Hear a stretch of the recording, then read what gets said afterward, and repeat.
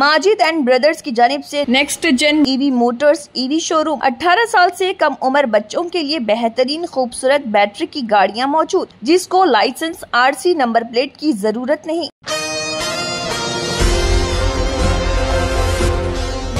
ہندوستان کے ساتھ کل جماعتی نمائندہ وفد کا دنیا کے مختلف ملکوں کا دورہ جاری ہے۔ اس دوران وفد کے اراکین مضبوطی سے ہندوستان کا موقف پیش کر رہے اور عالمی سطح پر پاکستان کو بھی ناکاب کر رہے۔ ایک وفد میں شامل AIMIM سربراہ اور رکن پارلیمنٹ حیدرآباد بیرسٹر اسدالدین اویسی بھی پاکستان کی پول کھولنے میں کوئی کسر نہیں چھوڑ رہے۔ اب انہوں نے سعودی عرب کے ریاض میں پڑوسی ملک کو نشانہ بنایا۔ اویسی نے کہا، 26/11 کے بعد اس وقت کے وزیراعظم انجہنی ڈاکٹر منموہن سنگھ کی قیادت میں ہماری حکومت ہندوستانی تفتیش کار پاکستان گئے، انہیں سارے ثبوت دیے، لیکن آپ کو یہ سن کر حیرانی ہوگی کہ کچھ بھی آگے نہیں بڑھا۔ پاکستان کو اس دہشت گردانہ مقدمے میں آگے بڑھنے کے لیے تب مجبور ہونا پڑا جب پاکستان کو FATF کی گرے فہرست میں ڈال دیا گیا۔ انہوں نے آگے کہا کہ جرمنی میں ایک میٹنگ ہوئی اور ہندوستان چاہتا تھا کہ ساجد میر پر مقدمہ چلایا جائے، لیکن پاکستان نے کہا کہ وہ مر چکا ہے۔ پاکستان FATF کی کمیٹی کے سامنے آیا اور کہا کہ ساجد میر زندہ ہے۔ کیا آپ تصور کر سکتے ہیں کہ جو ملک کہہ رہا تھا کہ وہ مر چکا ہے، اچانک زندہ ہو گیا؟ اور پھر پاکستانی حکومت نے کہا کہ ہماری عدالتوں نے اسے 5 سے 10 سال کی سزا سنائی ہے، لیکن 26/11 کے اہم مجرم ابھی بھی بے خوف ہیں۔ انہیں دہشت گردی کے لیے نہیں بلکہ منی لانڈرنگ کے لیے قصوروار ٹھہرایا گیا تھا۔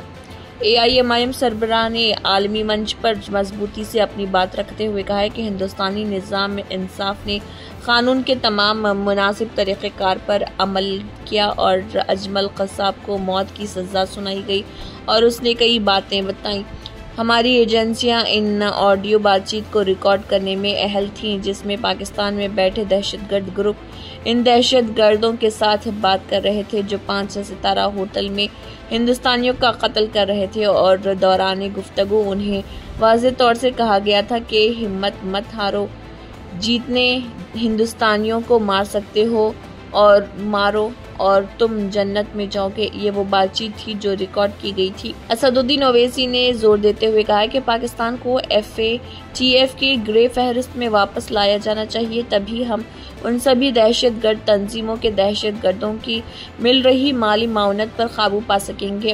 جب اس شخص یعنی کہ عاصم منیر کو پاکستان میں فیلڈ مارشل بنایا گیا تھا، تب محمد احسان نامی ایک امریکی دہشت گرد فیلڈ مارشل کے ٹھیک بغل میں بیٹھا تھا۔ اس فیلڈ مارشل کے ساتھ ہاتھ ملاتے ہوئے اس کی تصویریں ہیں جو پاکستان کے ملوث ہونے کے واضح ثبوت ہیں۔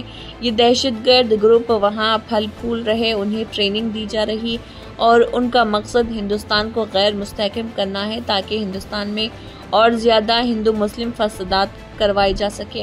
اویسی نے مزید کہا کہ پٹھان کوٹ واقعہ میرے وزیراعظم کے بغیر بلائے پاکستان جانے کے بعد ہوا اور میں اسے ریکارڈ میں رکھنا چاہتا ہوں۔ میں ہی وہ شخص تھا جس نے ان کے وہاں جانے کی مذمت کی تھی۔ کئی اپوزیشن پارٹیوں نے مذمت کی کہ میرے وزیراعظم افغانستان سے بغیر بلائے نواز شریف کے گھر کیوں گئے۔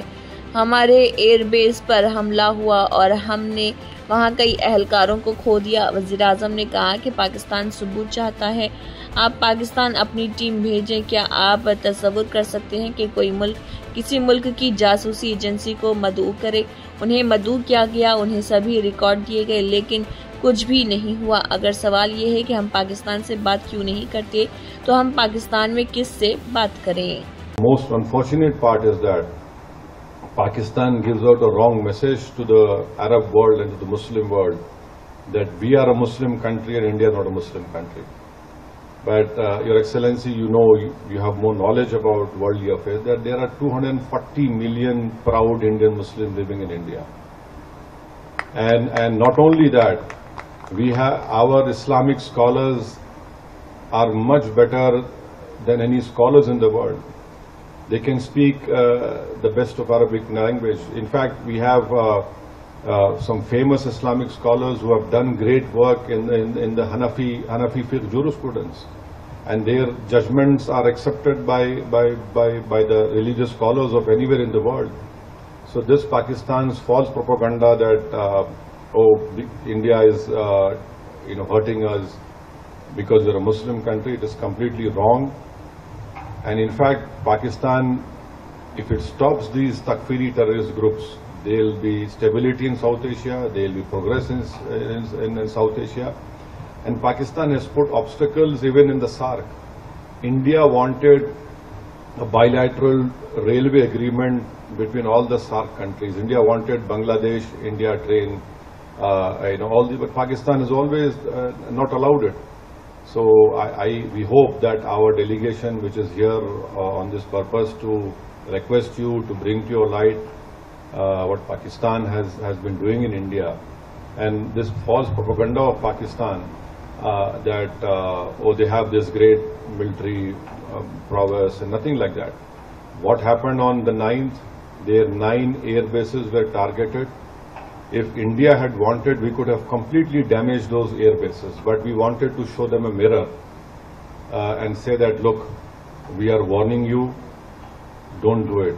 Don't force us to go on that path, wherein instead of creating a crater, we'll create graves for you. But 9 terrorist organizations' headquarters were targeted, and another shocking thing was this person who led the Namaz-e-Janaza of all those terrorists who were killed over there. The Namaz-e-Janaza was performed by a person who's again a designated US terrorist. And in Namaz-e-Janaza you have these proscribed organization members along with the Pakistani army. 18 साल से कम उम्र लड़के और लड़कियों के लिए अजीम पेशकश। हैदराबाद दक्कन में एक नुमाया नाम माजिद एंड ब्रदर्स की जानिब से next gen EV Motors EV showroom, जो बहादुरपुरा चौराहा किशनबाग रोड हैदराबाद में वाक़, जहां पर आपकी ख्वाहिश के मुताबिक 18 साल से कम उम्र बच्चों के लिए बेहतरीन खूबसूरत बैटरी की गाड़ियां मौजूद, जिसको लाइसेंस RC नंबर प्लेट की जरूरत नहीं।